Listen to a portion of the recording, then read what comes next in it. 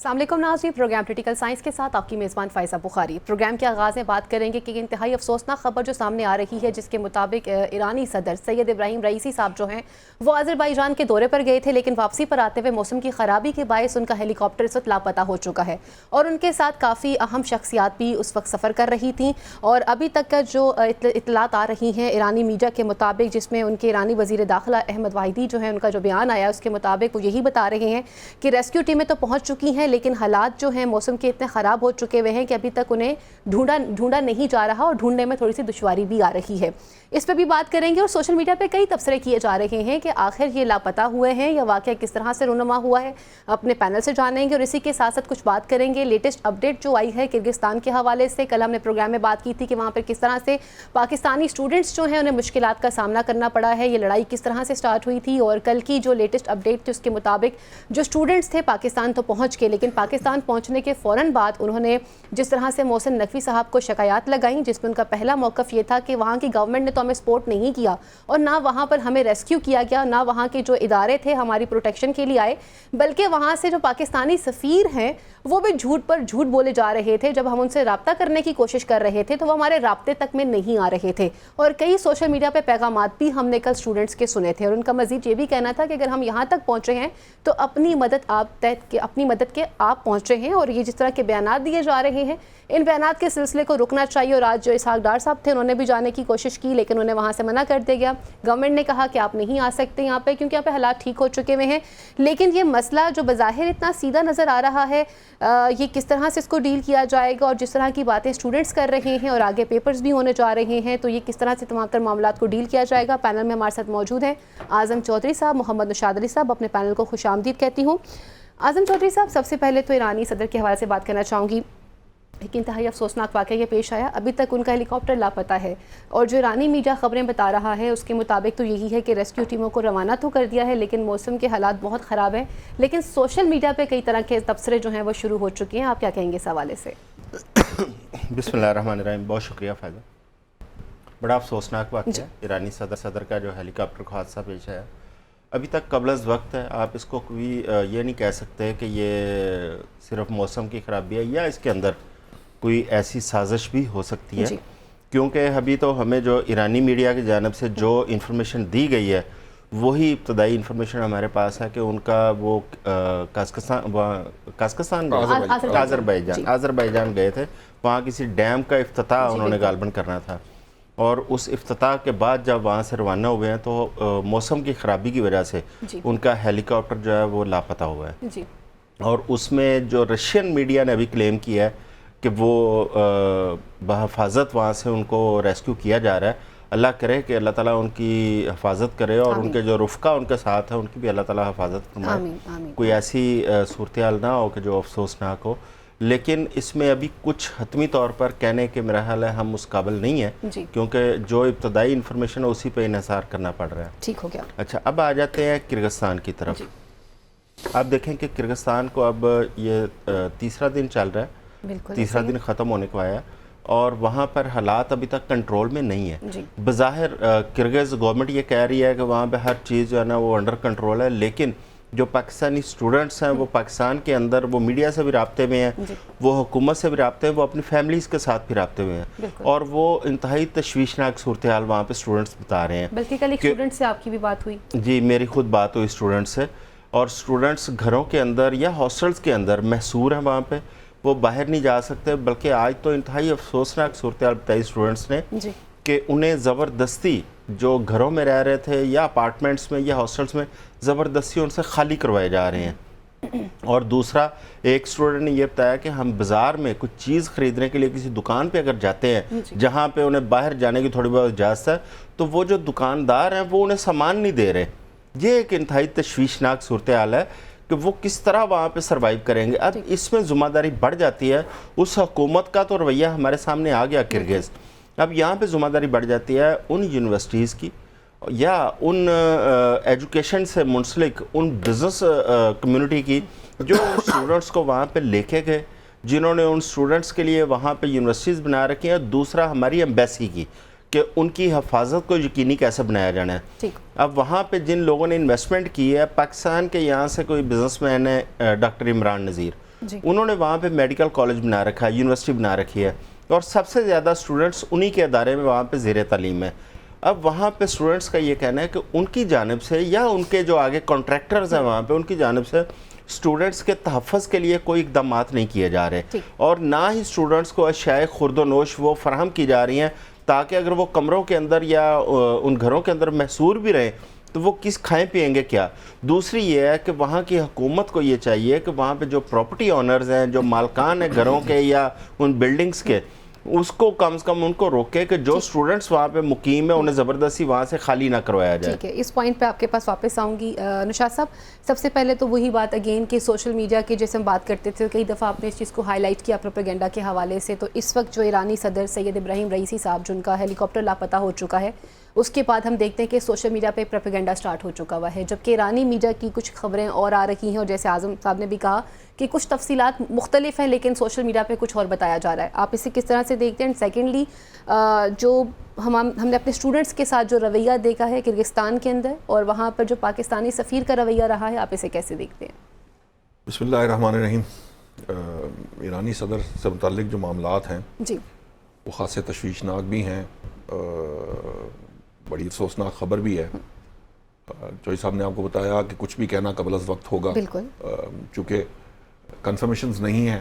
روسی میڈیا کی جانب سے یہ دعویٰ کیا گیا ہے کہ وہ حفاظت سے ہیں اور ترمز کی جانب ٹریول کر رہے ہیں گاڑیوں میں. جی ان ہارڈ لینڈنگ ہوئی ہے وہاں, کیونکہ ہیلی کاپٹر کافی سارے تھے. جی وہ جب ڈیم کا افتتاح کر رہے تو آذربائیجان کے گورنر بھی وہاں تھے, یہ وزیر خارجہ ایرانی جو تھے وہ بھی تھے, ان کے اپنے کچھ نمائندے بھی تھے, تو وہاں ہیلی کاپٹر ایک سے زیادہ تھے.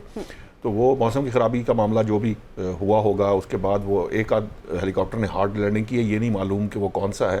پر روسی میڈیا کا دعویٰ ابھی تک فی الحال سامنے آیا جس سے ڈھارس بندی ہے کہ کوئی ایسا معاملہ جو ہے وہ کچھ اللہ کرے کہ ایسا نہ ہو. لیکن دیکھیے, جب یہ خبر میرے سامنے آئی, اس سے پہلے کہ میں خبر پڑھتا تو میرے دماغ میں فوراً یہ بات آئی کہ جو ابراہیم رئیسی ہیں, آپ کو پتہ ہے فلسطین کے معاملے پہ بہت ووکل رہے ہیں, ان کے وزیر خارجہ بھی بہت ووکل رہے ہیں, اور ہم نے دنیا میں بہت سی کانسپریسی تھیریز سنی بھی ہیں, دیکھی بھی ہیں, پڑھی بھی ہیں. تو یہ اس طرح کے امکانات بھی ہو سکتے ہیں, اگرچہ کہ یہ جو ہیلی کاپٹر میں کا معاملہ ہوتا ہے اس کے اندر یوزلی یہ جو موسم کی خرابی ہے یہ ایک بڑا ایلیمنٹ ہے. مجھے یہ بھی سمجھ نہیں آ رہی کہ اگر موسم کی خرابی کا امکان تھا تو پھر جو ہے وہ ہیلی کاپٹروں میں ٹریول کیوں کیا گیا, اور وہ یہ ساری چیزیں جو ہیں. پھر بہرحال اب اس کے اوپر زیادہ بحث میں نہیں جانا چاہیے ابھی فی الحال ہمیں, اگرچہ کہ وہاں ایرانی سپریم کونسل کا اجلاس جو ان کے سپریم لیڈر ہیں آیت اللہ خامنائی, وہ ان کے صدارت کے میں ہو بھی رہا ہے, کیونکہ وہ جو بھی انفارمیشن کلیکٹ کر رہے ہوں گے, جو بھی کر رہے ہوں گے. بہرحال چونکہ اب انفارمیشن اس طرح کی نہیں ہے کہ اس کے اوپر کوئی تجزیہ کیا جا سکے. اصل جو بات ہے وہ کرغزستان کے طلباء کی ہے. جی دیکھیے, میں ذاتی طور پہ سمجھتا ہوں کہ جتنی انفارمیشن میرے پاس آئی ہے, چوہی صاحب نے بھی گفتگو کی ہے, کچھ میں نے بھی ادھر ادھر بات کی ہے. میں نے آپ کو کل ایک بات بتائی تھی, یہ جو نا یہ ایک دن کے اندر یہ جو ہوتا ہے وہ کیا سر شعر ہے کہ وہ یہ ایک دن میں حادثہ ایک دن میں نہیں ہوتا. یہ بیسکلی ایک دن کا حادثہ نہیں ہے. یہ جو شکایات ہم سفیر کے خلاف آ رہی ہیں اس کی بہت سی وجوہات ہیں. وہاں کے جو طالب علم ہیں, میں نے آپ کو کل بھی ایک بات بتائی تھی کہ 12,000 اگر پاکستانی اسٹوڈنٹ ہیں, اس میں زیادہ تر تو میڈیکل سے جڑے ہوئے ہیں, میڈیکل کی تعلیم حاصل کر رہے ہیں. اور میڈیکل کی تعلیم میں آپ کو پتہ ہے ہمارے ہاں خواتین جو ہیں وہ دلچسپی لیتی ہیں, اور ان میں بڑی تعداد خواتین کی بھی ہے. اور جس قسم کا معاملہ وہاں پر ہے کہ 30% اگر فارن اسٹوڈنٹ آ جائیں یونیورسٹیوں میں, اور اچانک آ جائیں پچھلے 3, 4, 5 سال کے اندر, یہ 1000 سے 80,000 پہ چلے گی تعداد, تو وہاں کی جو اپنی کمیونٹی ہے اس کے ساتھ سیٹلمنٹ بڑا مسئلہ بن جاتی ہے. جس طرح ابھی جن مشکلات سامنے آ رہی ہیں, مطلب مثال کے طور پہ ایک دکاندار کے لیے تو ایک گاہک ہے نا, لیکن اگر وہ فورن اسٹوڈنٹ ہے تو آپ اس کو چیز نہیں دیں گے, تو پھر اس کا مطلب وہاں پہ بھی کوئی ریزنٹمنٹ موجود ہے. ہمارے جو سفیر صاحب ہیں, میں ذاتی طور پہ سمجھتا ہوں کہ یہ ساری جو پرابلمز بڑھ رہی ہیں اس میں ان کا بہت کردار ہے, کیونکہ اگر وہ رہتے وقت جسے کہتے ہیں نا کہ جب پہلے شکایات آ رہی تھیں انہیں سنتے, لوگوں کی اسٹوڈنٹس کی بات کو سالو کرتے, لوکل کمیونٹیز کی کو حکام کو انوالو کرتے, اور لوکل کمیونٹی, تو شاید چیزیں جو ہیں وہ اس سطح پہ نہ جاتی کہ یہ ایک دوسرے کے سامنے آمنے کھڑے ہو جاتے, حملے ہوتے اور یہ ہوتا. لیکن بہرحال ابھی یہ بھی الزام نہیں آپ کسی کے سر دھر سکتے. یہ اسٹوڈنٹس کے پرسپیکٹو میں جو بات ہے کہ ہمارا سفارت خانہ ہے وہ بات نہیں سنتا. ویسے پاکستانی سفارت خانے سارے ہی ایسے ہیں, زیادہ تر جو سفارت خانے ہیں وہاں پہ اسی قسم کی اطلاعات ہمیں ملتی ہیں. معاملہ یہ ہے، اس میں ایک دو تین چیزیں بڑی اہم ہیں اس قصے سے ذرا تھوڑا سا، اگر میں اس کو تھوڑا سا ہٹا کے بات کروں. دیکھیں ابھی چوہی صاحب نے ایک صاحب ہے ان کا ذکر کیا کہ انہوں نے وہاں جا کے میڈیکل وہ کھولے ہوئے ہیں، یونیورسٹیاں کھولی ہوئی ہیں، کالجز بنائے ہوئے. ہمارے ہاں ہم لوگ ترس رہے ہیں، SIFC کام کر رہی ہے، ہم ڈالرز لانا چاہتے ہیں، ہم یہ کرنا چاہتے ہیں، اور ہمارے لوگ یہاں سے انویسٹمنٹ کہیں اور جا کے کرتے ہیں، کسی اور ملک میں کرتے ہیں. کیوں ہمیں یہ بات سمجھ میں نہیں آتی کہ وہ تمام چیزیں جو ہمیں یہاں پر دینی چاہیے تھیں پاکستانیوں کو، وہ ہم کیوں نہیں دیتے؟ بالکل ہماری حکومتیں جو ہیں وہ یہ اہل کیوں نہیں ہیں کہ وہ حالات پیدا کریں، وہ ماحول پیدا کریں کہ لوگ اپنی انویسٹمنٹیں اٹھا کے دبئی میں نہ لے کے جائیں، کہیں اور نہ لے کے جائیں. پھر میں نے تو لانے کا بھی طریقہ کہا، بتایا کہ بھئی SIFC جو کسی سعودی شہری کو، کسی کو عربی کو کوئی برات دے رہی ہے، وہ پاکستانیوں کو دے کے ان سے کوئی ایگریمنٹ کر کے لے آئیں. IPP میں تو آپ نے ایگریمنٹ ایسے کیے ہیں کہ ہماری جان ہی نہیں چھوٹتی، تو یہاں بھی کوئی ایگریمنٹ کر لیں اور انویسٹمنٹ کو لیں. دوسری بات یہ ہے کہ وہ جو صاحب ہیں جن کا جو بھی بزنس ہے، انہیں بھی کچھ ارینجمنٹ ایسے کرنے چاہیے تھے جس میں سیکیورٹی یہ جو ہے پرائرٹی ہوتی ہے کسی بھی اسٹوڈنٹ کے لیے، وہ انہیں یہ ان کی ذمہ داری ہے کہ اس کو ان کی سیکیورٹی کو میک شور کرتے ہیں. اور اگر اس طرح کو معاملہ آ رہا تھا تو سفیر کے ساتھ مل کے، مقام کے ساتھ مل کے اس معاملے کو وقت سے پہلے روکتے. آج اس معاملے پہ آ گیا ہے، اب پتہ نہیں وہ اسٹوڈنٹس کا اپنا پرابلم آیا ہوا ہے، اسٹوڈنٹس نے کہ پیپر آنے والے ہیں، وہ واپس آئیں گے، ان کسی کے 2 کسی کے 3 کسی کے 4 سال پورے ہو گئے، وہ ان کی انویسٹمنٹ کہاں جائے. مطلب عجیب سا وہ ایک معاملہ ہے. ہمارے ہاں جو سب سے زیادہ پرابلم ہے وہ پالیسی ہے. پہلے پالیسی میکنگ اس طرح کی ہوتی ہے اور پھر آگے ویژن کوئی نہیں ہے کہ 20 سال بعد 10 سال بعد 50 سال بعد کیا ہوگا. بنتی نہیں، اور اگر بن جائے تو اس پہ عمل درآمد کرنا ہی بڑا چیلنج ہے. اعظم صاحب، جس چیز کی طرف ابھی نشاط صاحب نے بھی اشارہ کیا ہے، اسٹوڈنٹس کی ظاہر سی بات ہے پیرنٹس کی انویسٹمنٹ ہوئی ہوئی ہوتی ہے، ان کے فیوچر پہ انویسٹمنٹ ہوئی ہوئی ہے. یہ تو ایک المیہ ہے نا کہ ہم اپنے ملک کے اندر وہ تمام تر چیزیں پرووائڈ نہیں کر سکتے، بچے یہاں سے باہر جا رہے ہیں. سر ابھی جن بچوں کے پیپرز ہونے جا رہے ہیں اور وہ بچے کس طرح سے ان چیزوں کو کنٹینیو کریں گے، اور اس حوالے سے کیا پالیسی بنائی جائے گی؟ کیونکہ وہاں پہ جو حالات آپ بھی بتا رہے ہیں، نشاط صاحب بھی بتا رہے ہیں، اور کچھ ہم نے میڈیا پہ بھی دیکھے، کچھ بچوں کی منہ زبانی سنے ہیں کہ وہاں پہ حالات اتنے کشیدہ ہیں کہ یہ 1-2 ہفتے کے اندر ٹھیک ہونے والے نظر نہیں آ رہے. اچھا، اصل میں یہ جو کرگز قوم ہے اس کی تھوڑی سی ہسٹری دیکھیں تو یہ تھوڑی سخت گیر قسم کی قوم ہے. 2010 میں بھی وہاں پہ اس قسم کے حالات پیدا ہوئے تھے، اور اس وقت بھی جو پاکستانی اسٹوڈنٹس تھے ان کا کوئی کردار نہیں تھا وہاں پہ. اسی طرح وہاں پہ ہنگامے شروع ہوئے اور ایک پاکستانی اسٹوڈنٹس وہاں پہ وہ جاں بھاگ بھی ہوا تھا ان ہنگاموں کی وجہ سے، اور آج پھر دوبارہ وہاں پہ اس قسم کے حالات پیدا ہوئے ہیں. اگر وہاں پہ اس قسم کی صورتحال تھی تو وہاں پہ جو پاکستان کی کمیونٹی یا پاکستان کے جو بزنس مین یا پاکستان کی جو ایمبیسی ہے، انہوں نے کیوں نہیں اقدامات کیے کہ وہاں پہ لوگوں کے رویے ایسے ہیں. اس وقت کوئی اقدامات نہیں، جس طرح ابھی امبیسڈر یا امبیسی کی جانب گفتگو کی. دیکھیں وہاں پہ جو امبیسی ہوتی ہے اس کا کام یہ ہے کہ اس نے پلس چیک کرنی ہوتی ہے. ہر طبقے کے لوگوں سے امبیسڈر ملتے ہیں، ہر طبقے کے لوگوں کی سوچ اور ان کی جو آگے پلاننگ ہے اس کو سمجھتے ہیں. لیکن وہاں پہ ہماری ایمبیسی کا ایسا کوئی کردار ہمیں نظر نہیں آیا.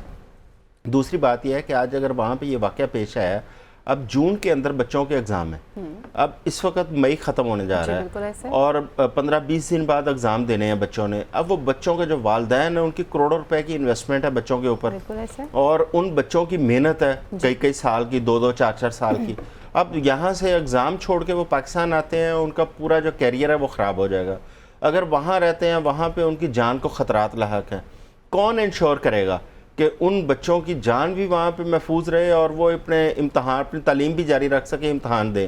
اس میں بنیادی ذمہ داری ہماری حکومت کی آ جاتی ہے جس میں ہماری ایمبیسی کا بنیادی کردار ہے. دوسری ذمہ داری ان لوگوں کی آتی ہے جو کروڑوں روپے ان بچوں سے کما رہے ہیں. جس طرح میں نے عمران نذیر کا ایک ذکر کیا، ایسے کئی لوگ ہوں گے جو ان بچوں سے کروڑوں روپے کما رہے ہیں. کم از کم ان بچوں کی جو جان کی سلامتی ہے اس کو تو کم از کم انشور کریں کہ بچے محفوظ رہیں، وہاں پہ اپنے امتحان دیں اور اپنی کم از کم سکون کے ساتھ وہ تعلیم مکمل کریں. لیکن ان کی جانب سے بھی کوئی ایسا کردار نظر نہیں آ رہا، اور اس کا نقصان ہمیں تو جو ہونا سو ہونا ہے. میں سمجھتا ہوں کرگز حکومت کو اس کا بہت بڑا خمیازہ بھگتنا پڑے گا، کیونکہ آئندہ بچے بھی وہاں پہ تعلیم کے لیے جاتے ہوئے گھبرائیں گے، ان کے والدین بھی گھبرائیں گے، اور جو بزنس مین وہاں پہ کاروبار کرنے کے لیے جانا چاہتے ہیں وہ بھی اپنا ہاتھ روک لیں گے وہاں پہ انویسٹمنٹ سے. اب دوسری بات یہ ہے کہ دیکھیں پاکستان کے اندر اگر یہاں پہ اپرچونٹیز یہاں پہ کریٹ کی جائیں اور یہاں پہ جو لوگ باہر انویسٹمنٹ کر رہے ہیں وہی لاکھوں کروڑوں ڈالر کی یہاں پہ انویسٹمنٹ ہو، اب ہمارے پاکستان کی جو میڈیکل ایجوکیشن ہے وہ دنیا میں اچھی خاصی اس کو تسلیم کیا جاتا ہے, ایکنالج کیا جاتا ہے.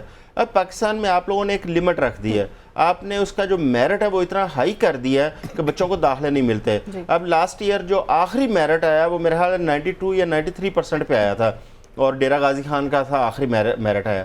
اب 92 یا 93% جو بچہ نمبر لے گا, ضروری نہیں کہ صرف نمبر لینے سے بچہ لائق ہو سکتا ہے. یہ دنیا کے اندر یہ کنسپٹ ختم ہو چکا ہے کہ صرف نمبر لینے والا بچہ لائق نہیں ہوتا.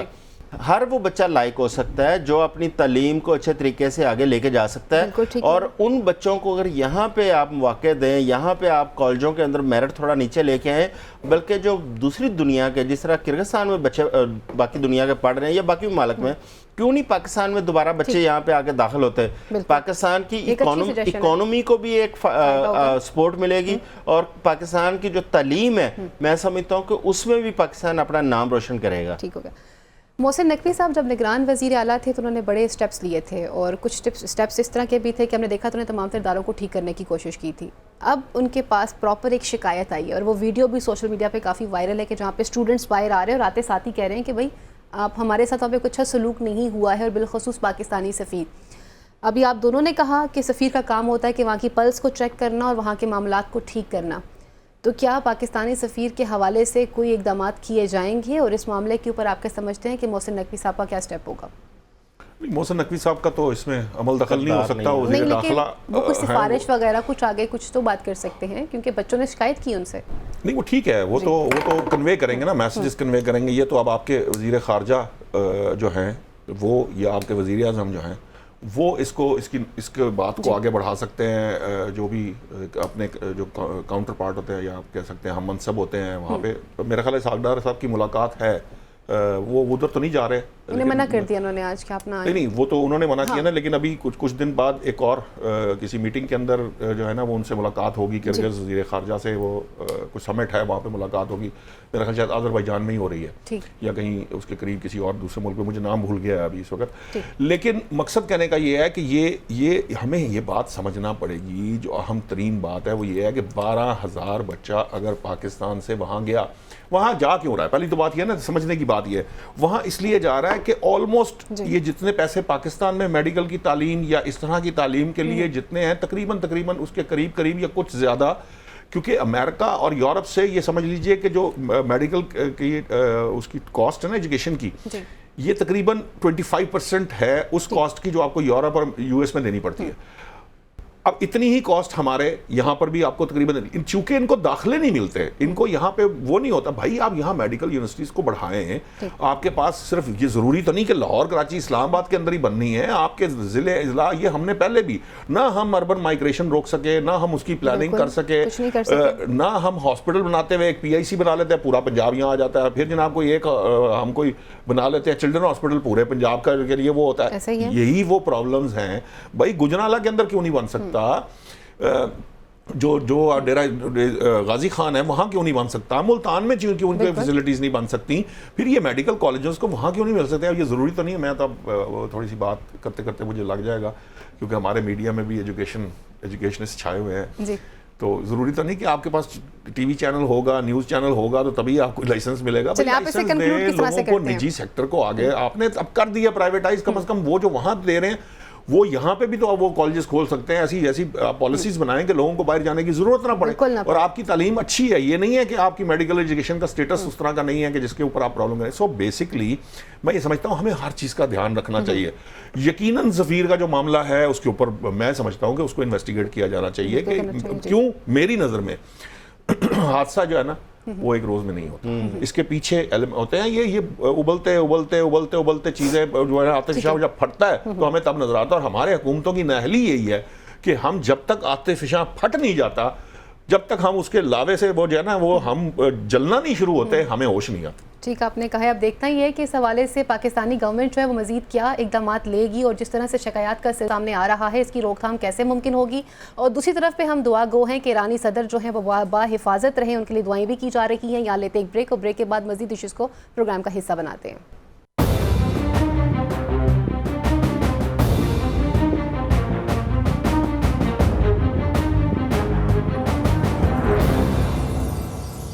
جی यू, वेलकम बैक नाज़रीन। अब कुछ बात करते हैं हाइब्रिड वॉर के हवाले से। बदकिस्मती से ये बात कहनी पड़ती है कि पाकिस्तान एक अरसा दराज से जो है दहशतगर्दी की जंग का सामना करता चला आ रहा है, और इंतहाई अफसोस से ये भी कहना पड़ता है कि जब कभी भी कोई वाक़या रोनमा होता है उसके ताने बाने हमें या तो अपने दुश्मन मुल्क के साथ जाके मिलते हुए नज़र आते हैं, या फिर हमें अफगानिस्तान के साथ जाके मिलते हुए नज़र आते हैं, लेकिन साजिश करने वाला दुश्मन हमेशा एक ही नज़र आता है। ऐसी सूरत हाल हमने देखी कि जब आज़ाद कश्मीर में हमने देखा कि बिजली और महंगाई के ख़िलाफ़ लोग सड़कों पर निकल आए और उसके बाद उन्होंने एहतजाज भी किया और सरकारी अमलाक को नुकसान पहुंचाया, और उसके साथ साथ उन्होंने रेंजर्स पर भी पथराव किया और एक कीमती जान का नुकसान भी हुआ। उनके मुतालिबात भी माने गए, लेकिन उसके बावजूद भी हमने देखा कि वहाँ पर ये इंतशार का सिलसिला नहीं रुक रहा था। अब जब तहकीकात शुरू की गई हैं तो इंतहाई अफसोस से कहना पड़ता है कि ये वो तमाम तर लोग हैं कि जो रहते इस मुल्क में हैं, लेकिन इंतशार करते हुए दूसरे मुल्क की बातों में आकर, दुश्मन की बातों में आकर अपने ही मुल्क का नुकसान कर डालते हैं। आज़म साहब, आपने बड़ी तफसील से गुज़िश्ता प्रोग्राम में बात भी की थी कश्मीर के हवाले से, और आज़ाद कश्मीर की जो सूरत हाल हमारे सामने रही है इस वक्त, जो एक वो सब चीज़ें सामने आई कि किस तरह से उन्होंने प्रोटेस्ट किया, गवर्नमेंट ने उनके तमाम तर मुतालिबात भी माने। आपके पास इस वक्त जो इब्तदाई रिपोर्ट है वो क्या बताती है कि ये तमाम तर जो कहानी है वो कहाँ से स्टार्ट हुई थी और इसमें कौन कौन लोग मुलव्वस हैं? देखें फ़ायज़ा, कश्मीर हम कहते हैं कश्मीर हमारी शहरा जी, इसमें कोई दूसरी राय भी नहीं है, और हम कश्मीरी बहन भाइयों के साथ उसी तरह जुड़े हुए हैं कि जिस तरह एक करीबी एक ख़ानदान की तरह लोग जुड़े होते हैं। अब मकबूजा कश्मीर का हमारा इशू क्या है? हम मकबूजा कश्मीर के जो मुसलमान हमारे बहन भाई वहाँ बैठे हैं, हम उनके लिए आज तक पाकिस्तान गवर्नमेंट जो है वो एक स्टांस लेके बैठी है कि जब तक कश्मीर का मसला हल नहीं होगा हमारे भारत के साथ तल्लुकात वो ठीक नहीं हो सकते। इसी तरह जो पाकिस्तान के अंदर जो कश्मीर है वहाँ पे हुकूमत पाकिस्तान की जानिब से हर मुमकिन कोशिश की जाती है कि कश्मीर को हर तरह सपोर्ट दिया जाए। अब देखें कि जो कश्मीर है उस पर 40 लाख उनकी पॉपुलेशन है आज़ाद जम्मू कश्मीर की, जिसमें से तकरीबन कुछ 15 से 20 लाख लोग ऐसे हैं जो पाकिस्तान से बाहर रहते हैं, जो दूसरे ममालिक में मुकीम है। अब उस स्टेट के जो अखराजात है तकरीबन 225 अरब रुपए के अखराजात हैं, जबकि उसकी इनकम है जो कश्मीर की अपनी वो 70 या 75 करोड़ रुपए है जो वो अपनी जनरेट करते हैं। बाकी तमाम तर जितने अखराजात हैं वो हुकूमत पाकिस्तान वहाँ पे अरेंज करती है। अब वहाँ पे इशू आ जाता है कि उनको जो मराहत वो चाह रहे हैं या टैक्स के अंदर जो छूट चाह रहे हैं, अच्छा बेशुमार ऐसी चीज़ें हैं जिसके अंदर टैक्स के अंदर हुकूमत ने उनको छूट दे रखी है। अब वहाँ पे एक इशू खड़ा होता है बिजली की कीमतों के ऊपर और आटे की कीमतों के ऊपर। अब गिलगित बल्तिस्तान उसके और कश्मीर के हालात में थोड़ा सा फ़र्क भी है। गिलगित बल्तिस्तान के बहुत सारे इलाके ऐसे हैं जहाँ पे आपका जब बर्फ़बारी का मौसम शुरू होता है वहाँ पे रसाई मुमकिन नहीं रहती, इसलिए वहाँ पे सब्सिडी का लेवल कुछ और है, तरीक़ाकार कुछ और है। कश्मीर के अंदर वहाँ पे ताजरों ने एक तहरीक शुरू की कि बिजली के बिल जो है उनमें कमी की जाए और आटे पे सब्सिडी दी जाए और गिलगित बल्तिस्तान के बराबर दी जाए। बहुत सारे मुतालबात हैं, लेकिन ये 2 बड़े मुतालबात हैं जो फेडरल गवर्नमेंट से मुंसलिक थे, क्योंकि कश्मीर के पास अपने इतने वो नहीं है वसाइल कि वो उसमें सब्सिडी दे सकती। जब वहाँ पे प्रोटेस्ट शुरू होता है तो वहाँ पे जो ताजरों की एक तहरीक थी जो अवामी क्या उसको कहते हैं, अवामी एक्शन कमेटी बनी है। अवामी एक्शन कमेटी में कुछ लोग ऐसे भी उसमें शामिल हो जाते हैं जो जिनका एजेंडा कुछ और था, जिनके अंदर 2-3 नाम है जो तकरीरें हमारे सामने सोशल मीडिया पे हमने देखी है उनकी, जिसमें पाकिस्तान के हवाले से भी उनके बड़े मनफी ख्यालात का हमने देखा। उसमें एक शख्स थे तोकीर गिलानी और एक शख्स हैं लियाकत हयात। इन लोगों ने तो बाकायदा पाकिस्तान का नाम लेके खिलाफ तकरीरें की, ये उस कमेटी में शामिल हो जाते हैं। जिस दिन हुकूमत इन लोगों का एहतजाज था, हुकूमत पाकिस्तान ने इनके मुतालबात तस्लीम कर लिए, बिजली वाला भी और आटे वाला भी। उस दिन इनका ये तयशुदा था कि धीर कोट के मुकाम पर इन लोगों ने अपना एहतजाज ख़त्म कर देना है और डिस्पर्स हो जाना है। लेकिन जैसे ही वज़ीर-ए-आज़म आज़ाद कश्मीर प्रेस कॉन्फ्रेंस करते हैं कि वफाकी हुकूमत ने उनको सब्सिडी देने का ऐलान कर दिया, तो धीर कोट के मुकाम पर रेंजर की गाड़ियों के ऊपर पथराव शुरू होता है। अब ये समझ नहीं आ रही थी कि ये पथराव करने वाले कौन से नासर है, जब उनका मुतालबात तस्लीम हो चुके हैं। बाद में पता चला कि ये वो लोग थे, ये जिनके मैंने नाम लिए हैं, ये उनके साथ मुंसलिक चंद लोग वो थे जिन्होंने ये वहाँ पे खड़े होकर ऐलान किया कि हमारा मुतालबा आटा और बिजली नहीं थी, ہم تو آزادی کی تحریک اپنی لڑ رہے ہیں, مطلب الگ ہونا چاہ رہے ہیں. ہمیں تو ہاں وہ علیحدگی پسند ایک قسم کے انہوں نے وہاں پہ اعلان کیا.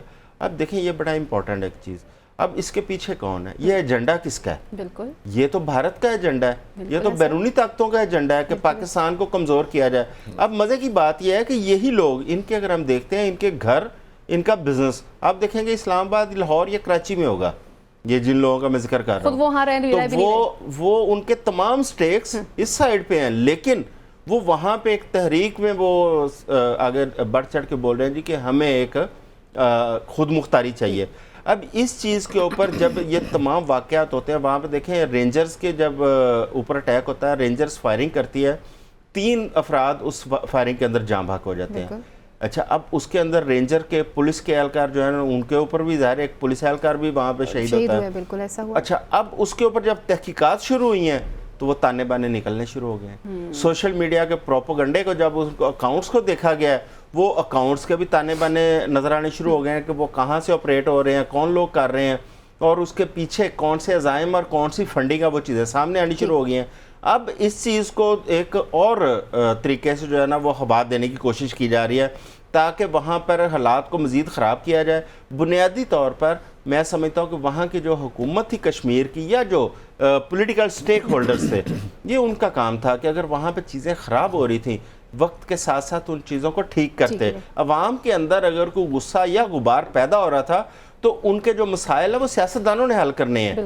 وہ اگر آپ ان کو نہیں ٹچ کریں گے تو ظاہر ہے جو جن کا ایجنڈا ہوگا, جن کا مفاد ہوگا, وہ اس سے فائدہ اٹھائیں گے, اور یہ لوگ وہی فائدہ اٹھانے کی وہاں پہ کوشش کر رہے ہیں, اور چند لوگوں کو ان کے جذبات کو ابھار کے اپنے ایجنڈے میں استعمال کر رہے ہیں. نوشاد صاحب, اگین وہی بات آ جاتی ہے کہ جب کبھی بھی کوئی دہشت گردی کا واقعہ رونما ہوتا ہے اور جب اس کی تحقیقات کی جاتی ہیں, یا وہ افغانستان سے ملتا ہے یا پھر وہ انڈیا سے ملتا ہے, اس وقت بھی جو سچویشن کریٹ کی گئی, اس کے جو تانے بانے ہیں وہ کہیں اور سے جاتے ہوئے ملتے ہوئے نظر آ رہے ہیں. پھر وہ جن سوشل اکاؤنٹس کا ذکر کیا جا رہا ہے, جب آپ رہ پاکستان میں رہے ہیں لیکن آپ علیحدگی کا مطالبہ کر رہے ہیں اور آپ دشمن کے ہاتھوں استعمال بھی ہو رہے ہیں, کیا اسٹیٹ کو ایسے لوگوں کو یہاں پر رہنے کی اجازت دینی چاہیے, یا ان کے خلاف کوئی سخت پراپر ایک ایکشن ہونا چاہیے تاکہ فیوچر میں جا کر تو کوئی اس طرح کا اسٹیپ نہ اٹھا سکے؟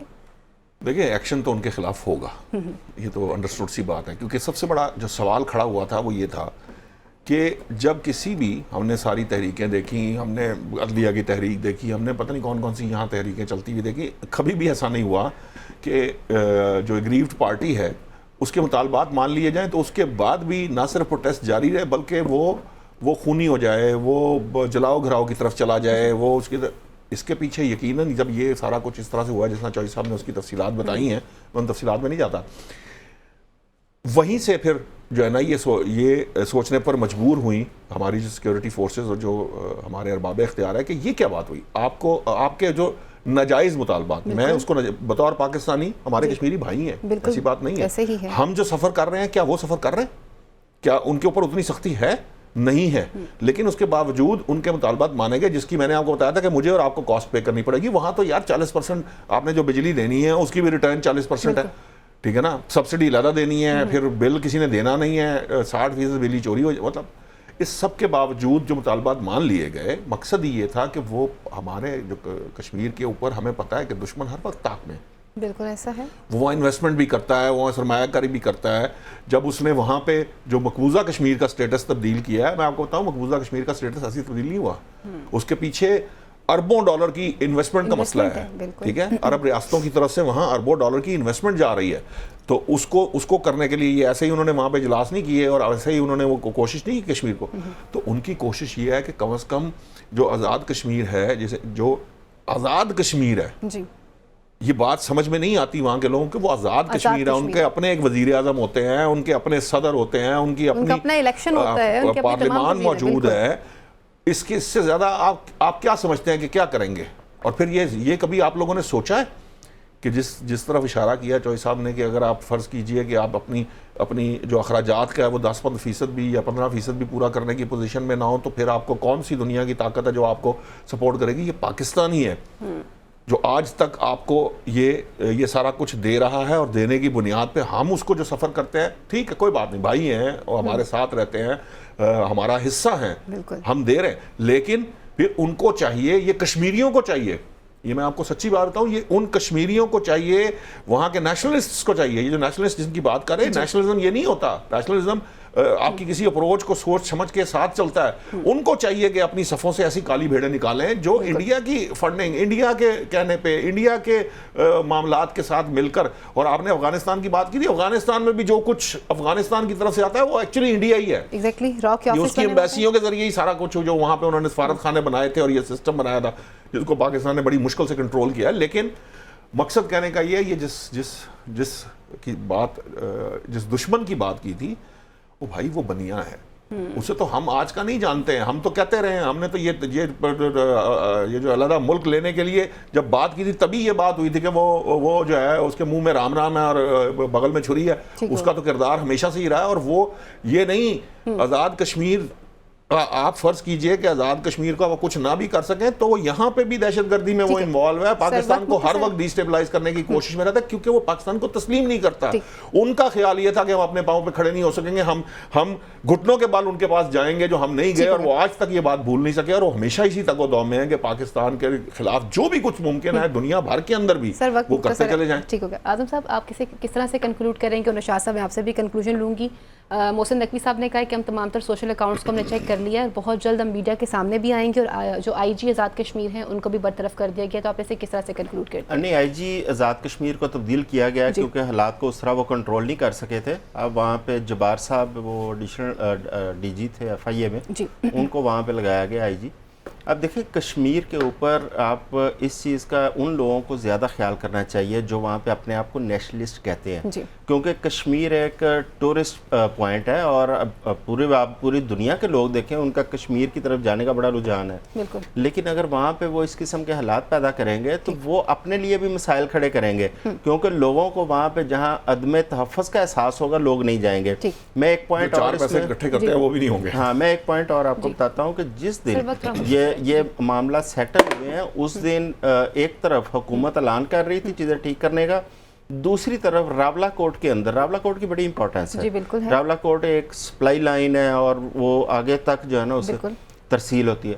راولا کوٹ کے اندر ایک صاحب تھے عمر عزیز, انہوں نے وہاں پہ ایک دھرنا دے دیا اور جو کشمیر کی سپلائی لائن تھی اس کو بند کر کے بیٹھ گئے. اب اس صورتحال کے اندر اگر اسٹیٹ وہاں پہ سختی نہیں کرے گی تو پھر کیا کرے گی؟ جب سختی کرتے ہیں تو اس کو وہ منفی پروپیگنڈا کرتے ہیں اس کے اوپر.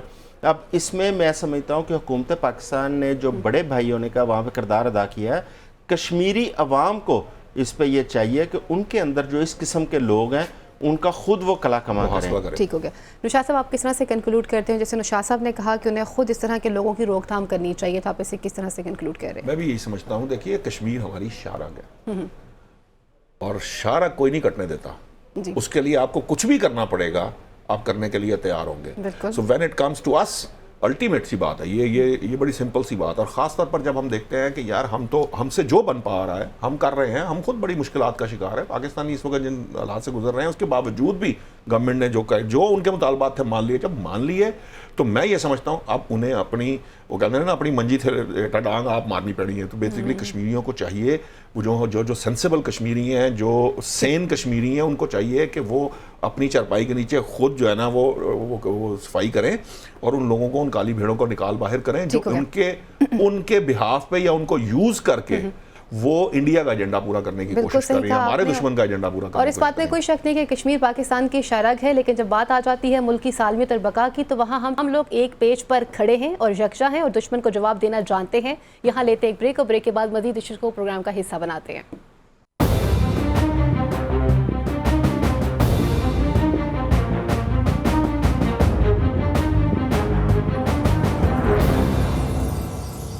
جی ویلکم بیک ناظرین. اب کچھ بات کرتے ہیں. جیسے جیسے گرمی کی شدت میں اضافہ ہو رہا ہے وہیں پر کچھ خبریں بھی خطرناک سامنے آ رہی ہیں, جیسے کہ بجلی مہنگی ہونے جا رہی ہے. اب تک جو ذرائع کی خبریں سامنے آ رہی ہیں ان کے مطابق یہ ہے کہ 80 سے 85 روپے فی یونٹ کرنے کی خبروں کو بھی سامنے لایا جا رہا ہے. اور اس کے ساتھ ساتھ سولر سسٹم کے حوالے سے بات کریں گے کہ سولر سسٹم کے حوالے کے اگر دیکھا جائے تو وہاں پہ نیٹ میٹرنگ کی اگر بات کی جائے تو اس میں بھی کچھ نئی تبدیلیاں ہوتی ہوئی نظر آ رہی ہیں. جیسے کہ 2015 میں پہلے نیپرا نے اس کے حوالے سے قانون کو متعارف کروایا تھا, پھر 2018 میں اس کے حوالے سے نئی پالیسیز کو متعارف بھی کروایا گیا تھا.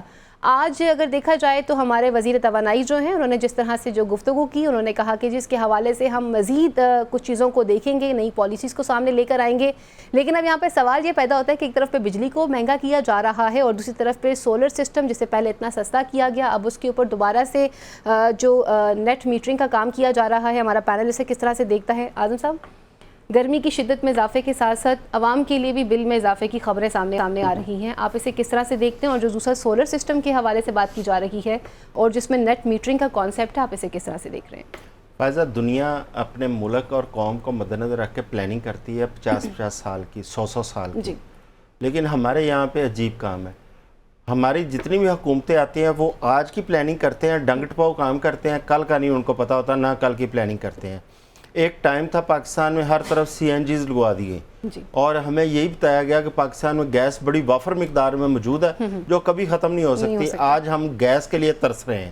گیس کی قیمتیں اتنی اوپر چلی گئی ہیں کیونکہ یہ کہتے ہیں گیس نہیں ہے, LNG ہم امپورٹ کر رہے ہیں, اور وہ اربوں خربوں روپے کی انویسٹمنٹ جو لوگوں نے CNG اسٹیشن لگائے تھے وہ مٹی ہو گئی, کوڑا ہو گئی, ختم ہو گئی. اس کے بعد آ گئی بجلی. ہمارے پاس بجلی کا ایک دیکھیں قدرتی طور پہ اتنے وسائل تھے ہائیڈل پارک کے, ہم نے وقت کے ساتھ ساتھ اپنے آپ کو اپ گریڈ نہیں کیا, ہم نے نئے ڈیم نہیں بنائے, اور ہم سستی بجلی پیدا کرنے کی صلاحیت رکھنے کے باوجود ہم بجلی کے لیے ترسنا شروع ہو گئے. بجلی کی لوڈ شیڈنگ شروع ہو گئی اور ہمیں کئی 12 14 گھنٹے ہمیں بجلی نہیں ملتی تھی. اور بجلی کا حل کیا نکالا گیا؟ وہی ڈنگ ٹپاؤ پالیسی. فوری طور پر IPPs کے ساتھ وہ معاہدے کیے گئے جو آج ہمارے گلے کا پھندا بن چکے ہیں. وہ معاہدے آپ نے اگر اس وقت معاہدے کیے تھے, کم از کم آنے والے وقت کو مد نظر رکھتے کہ کل کو ان معاہدوں کے مطابق آپ نے تھوڑا سا رد و بدل بھی کرنا ہے تو اس میں کوئی ایسا مارجن ہونا چاہیے, ایسی شکس ہونی چاہیے.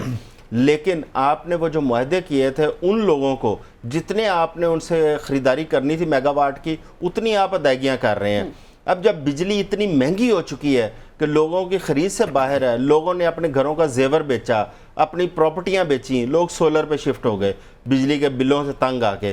اب جب لوگوں نے سیلف جنریشن شروع کر دی ہے, آپ نے اس کو بند کرنے کا پلان کر لیا ہے, آپ نے اس کے اوپر نیٹ میٹرنگ کی جو سہولت تھی اس کو ختم کر رہے ہیں, گراس میٹرنگ کی طرف جا رہے ہیں. اب گراس میٹرنگ کیا ہے؟ نیٹ میٹرنگ میں یہ تھا کہ آپ کے جتنے یونٹ وابڈا کی طرف جاتے ہیں وہ جتنے آپ کے وابڈا کی طرف جائیں گے وہ آپ کو ریورس آ جائیں گے, وہ یونٹ آپ وہ استعمال کر لیتے ہیں رات کے وقت جب آپ کا اپنا سولر اس کو جنریٹ نہیں کر رہا. لیکن گراس میٹرنگ یہ ہے کہ آپ کے یونٹ وابڈا لے گا لیکن آپ کو یونٹ ہی نہیں دے گا واپس, آپ کو اس کے بدلے میں وہ نومینل سی پرائس آپ کو ملے گی جو ہائیڈل آپ کی جنریشن کے جو کاسٹ آتی ہے اس کے مطابق آپ کو تھوڑی سی پرائس دیں گے. اور اس کے بعد ایسا جو ہم خبریں سن رہے ہیں کہ انہوں نے ٹیکسیشن کی طرف چلے جانا ہے, جن لوگوں نے سولر لگائے ہیں ان کو ٹیکس لگا دینا. بھئی یہ کون سی پالیسی ہے؟ جب آج لوگوں نے اپنا بندوبست کر لیا ہے آپ وہ بھی ختم کرنے کے لیے جا رہے ہیں اور لوگوں کو مزید پریشانی. اب بجلی کا یونٹ ہمیں ایوریج جو ہے نا وہ 100 روپے کا پڑ رہا ہے. اب یہ گرمیاں ہیں, گرمیوں کے اندر ایک آدمی پنکھا بھی چلاتا ہے تو اس کی بجلی کا بل اتنا زیادہ ہوگا کہ تنخواہ دار آدمی وہ تنخواہ میں سوچے گا کہ میں بل دوں یا اپنے بچوں کو کھانا کھلاؤں. اگر کسی بندے نے اپنا گھر کا سامان کچھ چیزیں بیچ کے سولر پہ شفٹ ہوا ہے, کم از کم اس کو برداشت ہی کر لے یہ حکومت, لیکن مجھے نہیں لگتا کہ یہ برداشت کریں گے. اچھا, اس قسم کی پالیسیز کی وجہ سے آج ہمارا یہ حال ہوا ہے. اگر حکومت آج بھی تھوڑا سا ہوش کے ناخن لے اور کوئی تھوڑی دور رس پالیسیز بنا لے اور ان IPPs کے ساتھ جو معاہدے پرانے کیے ہوئے ہیں ان معاہدوں کو دوبارہ ٹھیک کر لے اور جہاں پہ ان کی ضرورت ہے ان کو رکھیں, جہاں پہ نئی ضرورت ان سے معذرت کریں, جان چھڑوائیں اور لوگوں کو سیلف جنریشن میں جانے دیں. سستی بجلی ہوگی تو پاکستان میں جو آپ کی انڈسٹری ہے وہ بھی چلے گی, آپ کی جو پروڈکشن کاسٹ ہے کم ہوگی, آپ ایکسپورٹ میں باقی دنیا کو مقابلہ کرنے کے قابل ہو سکیں گے. لیکن اتنی مہنگی بجلی کی وجہ سے آپ کی اس وقت انڈسٹری بھی بند ہونے جا رہی ہے اور گھروں کے بجلی کا یونٹ بھی اتنا مہنگا ہے کہ لوگ بل دینے سے قاصر ہو گئے ہیں. نوشاد صاحب, ایک تو نیا ٹیرف متعارف کروانا ہے, وزیر توانائی یہ کہہ رہے ہیں. دوسرا وہ یہ کہہ رہے ہیں کہ ایک خاص صوبے کے اندر جو ہے بجلی چوری کی جا رہی ہے, جبکہ پورے پاکستان میں یہ المیہ دیکھنے کو نظر آ رہا ہے. اور جو سبسڈی دی جا رہی ہے اشرافیہ کو, اس کی روک تھام کیسے ممکن ہوگی؟ اور جیسے اعظم صاحب کہہ رہے ہیں کہ ایک عام بندے پہ تو برڈن ڈالنے کے لیے آپ تیار ہیں اور آلریڈی وہ ہو رہا ہے, میکانزم اس قسم کا بن چکا ہوا ہے, تو یہ جو اشرافیہ کو اتنا دیا جا رہا ہے اتنا سب کچھ, اس کی روک تھام کیسے ہوگی؟ اس کی روک تھام ہوگی تو وہ اشرافیہ کیسے رہے گی؟ وہ اشرافیہ بنا کے رکھی اس لیے ہوئی ہے کہ اس کو یہ سارا کچھ دیا جا رہا ہے. یہ جن آئی پی پیز کی بات کر رہے ہیں ان میں ایسے پلانٹس بھی ہیں, کسی میاں صاحب کا, کسی چودھری صاحب کا, کسی بھٹی صاحب کا, کسی رانا صاحب کا. یہ کون ہے؟ یہ وہ اشرافیہ, وہ چل بھی نہیں رہے, وہ بند کر کے رکھے ہیں, کہتے ہیں انڈسٹری لگنی ہے. وہ انڈسٹریلسٹ نے تو کاروبار بنا لیا ہے, انہوں نے اس چکر کے اندر وہ انڈسٹری بند کر دی. ان کو کہیے مفت کے اندر پیسے آ رہے ہیں تو بس ٹھیک ہے, ان کو کیا ضرورت پڑی انڈسٹری چلانے کی, دن رات کھپنے کی اور کام کرنے کی. وہ جناب آرام سے ایک ایگریمنٹ کیا تھا, اللہ جانے کیسے کر لیا تھا, یہ میں اس بحث میں نہیں جانا چاہتا. میں نے اس کی تفصیل میڈیا یا ٹی وی پہ بتا دی تو پھر اور نئے مسائل پیدا ہو جائیں گے کہ اس میں سے کتنے پرسنٹ کس نے رشوت لی اور کیا کیا لیا اور کیا کچھ لے کر یہ سارے ایگریمنٹس کیے گئے. بہت سارے ایگریمنٹس تھے جو ایکسپائر ہو رہے تھے, پھر ان کو رینیو کر دیا. کیسے کر دیا کیا؟ آپ کو بٹھایا کس نے یہاں پہ؟ آپ ہیں کیوں یہاں؟ آپ اس قوم کے لیے ہیں, آپ کو سرو کرنے کے لیے. یہ جو بیوروکریٹ ہے پاگل بنا کے رکھا ہوا اس قوم کو. کیا چاہتے ہیں یہ لوگ ہم سے؟ ان کا دل کرتا ہے کہ یہ سولر جنہوں نے بیچاروں نے لگا لیا, ان کا خیال یہ کہ یہ اشرافی ہے. یہ تو عام آدمی بیچارہ, یہ صحیح کہہ رہے ہیں, وہ کسی نے زیور بیچ دیا. کیوں؟ کیونکہ اس کو یہ پتہ نہیں ہے کہ آج میرا بل سردیوں میں 50,000 روپے بل ہے, 2 لاکھ روپے بل آئے گا, 2.5 لاکھ روپے بل آئے گا, یا مجھے گھر بیچ کے دینا پڑے گا بل. لوگوں نے خود اور یہ بیوقوفوں کی طرح بیٹھ کے پالیسیاں بناتے ہیں, کہتے ہیں کہ ہم سیاستدان اور رہنما ہیں. یہ رہنما ہیں, اس طرح کے رہنما ہوتے ہیں. ان کو پتہ ہی نہیں ہے کسی چیز کا کہ کرنا کیا ہے. نہیں ہوتا جا کے چھوڑ دے, ایسی حکومت کرنے سے بہتر ہے گھر جا کے بیٹھے. یہ کیا کر رہے ہیں؟ ٹھیک کہہ رہے ہیں. ان کا کوئی والی وارث نہیں ہے, ان لوگوں کا کوئی پوچھنے والا نہیں ہے. منہ اٹھا کے چلے جاتے ہیں کہ جناب ہم وزیر اعظم بن گئے, ہم جناب فلاں ہم وزیر ہیں, ہم فلاں وزیر صاحب فرما رہے ہیں کہ جی میں ٹیرف لے کے آؤں گا. بھائی تم سے کسی نے پوچھا ہے کہ ان سے یہ جن کو تم اربوں روپے جو ہے وہ تم گھر بیٹھے دے رہے ہو, ان سے بات کر لو. وہ اتنے کا پلانٹ, یہ پلانٹ جو لگے تھے یہ دنیا بھر کے اندر سے متروک پلانٹ سے اٹھا کے یہاں لگا دیے, چونکہ چلنے تھے نہیں. حکومت جو ہے وہ پیسے کوئی تو انویسٹ, یار کرمنل ایکٹیویٹی پہ تو آپ ان کو بند کر سکتے ہیں نا. بالکل کر سکتے. اور دوسری بات یہ کہ ڈیمانڈ ہی ختم ہو گئی. دنیا میں کہاں یہ ہوتا ہے سر کہ ایک چیز کی ڈیمانڈ ختم ہو جائے, اس کے باوجود ہم پیسے دیں گے, ہم کشمیریوں کے پیسے بھی دیں گے, ہم فلاں کے پیسے بھی دیں گے. اور میرا کیا قصور ہے بھائی؟ صحیح کہہ رہے ہیں آپ, میں پاکستانی ہوں, یہ میرا قصور ہے کہ ہم پیدا یہاں ہو گئے. ہاں, اس وجہ سے میں جو ہے وہ میں کیا کچھ کروں گا. میں اپنی حق حلال کی روٹی روزی جو ہے وہ کما کے اپنے بچے نہیں پال سک رہا. میں پاکستان سے باہر جاؤں گا تو گنہگار ہوں, میں وہاں جا کے انویسٹمنٹ کروں گا تو گنہگار ہوں. میں پاکستان میں پیدا ہو گیا ہوں تو میں نے اتنا بڑا گناہ کر لیا کہ یار ایک بندے نے اپنی ذات سے پیسے سے, آپ کا خیال ہے مفت لگے ہیں؟ بینکوں نے دیے ہیں؟ نہیں. یہ گورنمنٹ نے لگوا کے دیے ہیں؟ بالکل بھی نہیں. یہ لاکھوں روپیہ جو ہے جس نے لاکھوں روپیہ لگوا کے وہ سولر لگوایا ہے بھائی, وہ اس نے کہاں سے بیچارہ لائے گا؟ وہ جس طرح بھی اس نے لگوایا صرف اس لیے ہے کہ یار وہ اپنے بچوں کو کچھ تھوڑا سا سکون دے سکے, زندہ رہ سکے. آپ کے تو میں ان کے بس میں ہو, جس اشرافیہ کی آپ بات کرتے ہیں, ان کے بس میں ہو یہ سڑکیں بھی ایئر کنڈیشن کرا دیں اپنے آنے جانے کے لیے. ٹھیک کہہ رہے ہیں, بلکہ ان کے بڑے بڑے محلات جو ہیں جہاں پہ رہتے ہیں وہ بھی بجلی اس پہ چل رہی ہوتی ہے. مقصد کہنے کا ان کو کوئی شرم آنی چاہیے, ان کو کوئی سوچنا چاہیے جو پالیسی میکر ہیں. بھائی جس صوبے کے اندر بل نہیں دیے جا رہے اس سے لو نا بل جا کے, بھائی میرے سر کیوں چڑھتے ہو؟ ہمارے ہاں عجیب نظام ہے, جو ٹیکس نہیں دیتا اس کو پوچھتا کوئی نہیں ہے, جو ٹیکس دیتا ہے اس کے اوپر بوجھ ڈالی جاتے ہیں. وہ چوئی صاحب کہتے ہوتے ہیں جس ٹیکس کا پتہ نہیں اس کو لکھ دیتے ہیں ادر. ٹھیک ہے, مطلب یہ حالات, ان حالات سے آپ نظام نہیں چلاتے. آپ کا یہ قریب ہے کہ اگر آپ لوگوں نے اپنے اطوار ٹھیک نہ کیے, حکومتوں نے ان لوگوں کو سمجھ نہ آئی, تو یاد رکھیں یہ سولر کیا, ان کو گلی گلی میں جوتے پڑیں گے اگر انہوں نے یہ بات سمجھی نہ کہ یہ کیا کر رہے ہیں. ان کو سمجھنا ہے اس اشرافیہ کی سبسڈیاں بند کرنی پڑیں گی. آئی ایم ایف کہہ رہا ہے آپ کو کہ بھائی میرے اپنے حکومتوں کے خرچے کم کریں, سسٹم بنائیں. لینڈ کروزریں آپ یہاں پہ 20ویں 21ویں گریڈ کا افسر بن جاتا ہے, نہیں لینڈ کروزریں, فارچونریں اور پتہ نہیں کیا کیا مل رہا ہے. بھائی میرے ان کو پیدل چلانا چاہیے. جو ان کی کارکردگی ہے, اگر کارکردگی بیوروکریسی کی اور ان حکمرانوں کی دیکھ لی جائے نا, تو ان کے کپڑے اتار کے ان کو سڑکوں پہ پھرانا چاہیے. جو ان کے حالات اور یہ کر کے رہیں گے, میری اور آپ کی جو انسان بیچارہ غریب آدمی اس کو زندہ نہیں رہنے دے رہے. ٹھیک ہے نا اعظم صاحب, ہم نے دیکھا تھا, ہم نے اپنے اسی پروگرام میں بات کی تھی اور انتہائی افسوس سے یہ خبریں شیئر کرتے تھے کہ آج فلاں شخص نے اپنے بچوں سمیت خودکشی کر لی. کیا ہم اگین وہی بات ہے نشاط صاحب والی کہ ہمارا قصور یہ ہے کہ ہم پاکستان میں پیدا ہو گئے یا ہم پاکستانی ہیں جو ہم ٹیکس بھی دے رہے ہیں اور اس کے باوجود ہم پہ ایک برڈن ڈالا جا رہا ہے؟ سر جلدی کنکلوڈ کریں گے. ٹیکسیشن کا تو نہ ہی پوچھیں, آپ بجلی کا بل پڑھ لینا تو آپ کا دماغ گھوم جاتا ہے کہ اس میں کون کون سے ٹیکس لگے ہیں. دیکھیں ایک آدمی اپنی بھوک برداشت کر لے گا, اپنے بچوں کی بھوک نہیں برداشت کرے گا. ایگزیکٹلی. یا وہ بچوں کی بھوک دیکھ کے یا وہ کسی کو مارے گا یا خودکشی کرے گا اور اپنے بچوں کو بھی مار دے گا. یہ ہم دیکھ رہے ہیں, ہمارے یہاں پہ ہو رہا ہے. آپ دیکھتے ہیں ہر چوتھے دن کہیں نہ کہیں کوئی والد یا والدہ اپنے بچوں کو لے کوئی نہر میں چھلانگ لگا رہا ہے, کوئی گولی مار رہا ہے اپنا. اس کی وجوہات یہی ہیں کہ جب اس کے بچے بھوکے مر رہے ہوتے ہیں وہ کہتا ہے روز سسک کے مرنے سے بہتر ہے ایک ہی دفعہ ان کو بھی مار دو اور خود بھی مر جاؤ. ٹھیک ہے آپ نے آپ اسے کس طرح سے کنکلوڈ کریں گے کیونکہ مجھے پھر کلوزنگ کی طرف بڑھنا ہے. میں صرف ایک لائن کہوں گا کہ ان کو انسان بن جانا چاہیے. ٹھیک ہو گیا. ان کے اندر انسانیت آنی چاہیے, ان کو انسانوں کی قدر کرنی چاہیے. یہ جو کچھ کر رہے ہیں ان کو بڑے پرابلمز فیس کرنے پڑیں گے. یہ قائم اس طرح ملک نہیں چل سکتے اور اس طرح مسائل پیدا. پھر کل کو یہ کہیں گے وہ جو وہی بات ہے کہ حادثہ ایک دن میں نہیں ہوتا, اس کے پیچھے محرکات ہوتے ہیں. بالکل درست میں آپ نے, اور یہ بات بالکل درست ہے. میرے کا بہت بہت شکریہ. ریاست ماں جیسی ہوتی ہے لیکن ماں اگر سگی ہو تو ستیلی ماں جیسا سلوک نہیں ہونا چاہیے. اگلے پروگرام تک کے لیے اپنی میزن فائزہ بخاری کو, میرے معزز پینل کو اجازت دیجیے. اللہ نگہبان. پاکستان زندہ باد.